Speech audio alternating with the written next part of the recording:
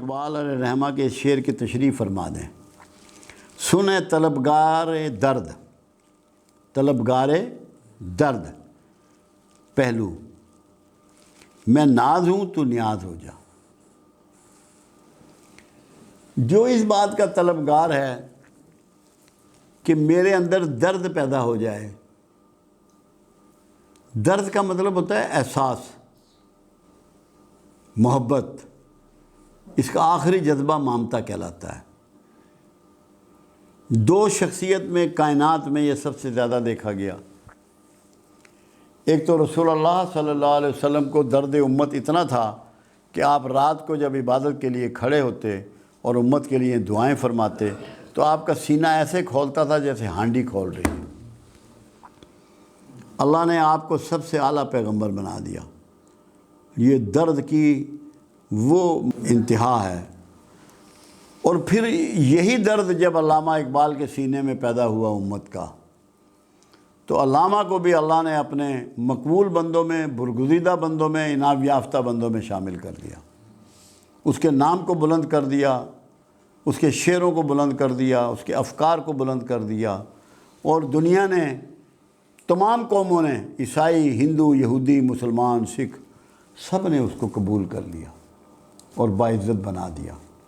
یہ درد ہے اس کی بنیاد۔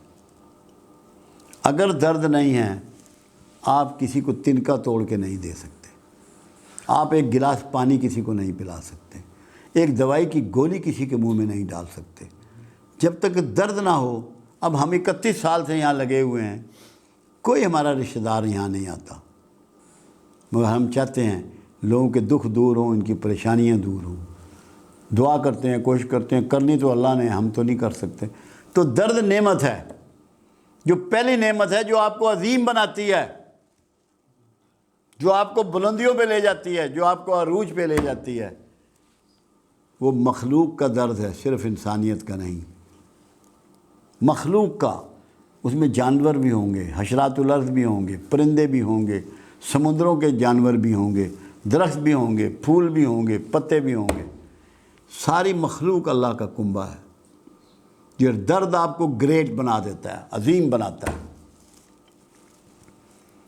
اب پہلو میں ناز، میں ناز ہوں تو نیاز ہو جا۔ ناز کیا ہوتا ہے؟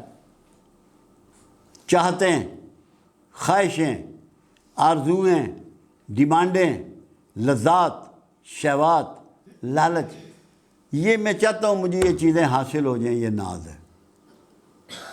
تو جو چیزیں تو چاہتا ہے تجھے حاصل ہو جائیں، اگر تو درد چاہتا ہے وہ تو بانٹنی شروع کر دے، نیاز ہو جا۔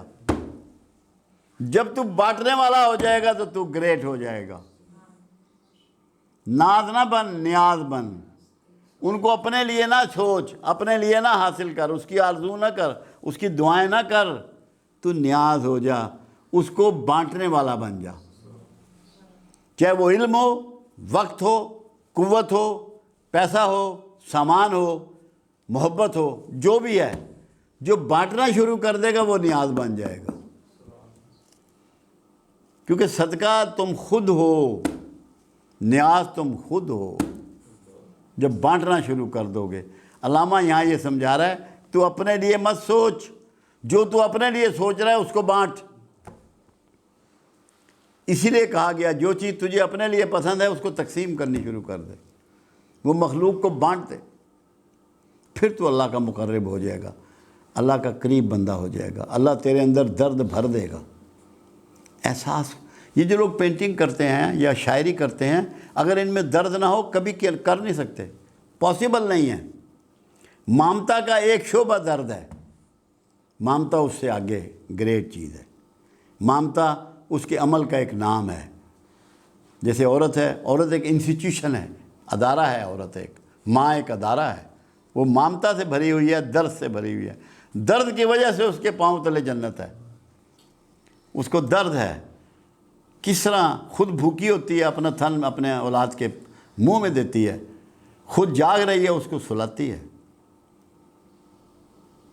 تو یہ درد جو عورت کو ملا ہے، اس نے عورت کو گریٹ، اللہ کے حبیب نے جب یہ کہا نا کہ 3 چیزیں میری پسند ہیں، خوشبو، نماز اور عورت، تو وہ عورت کے اس ادارے کو کہا انہوں نے، اس انسٹیٹیوشن کو کہا جس میں مامتا اور درد کوٹ کوٹ کے اللہ نے بھر دیا ہے۔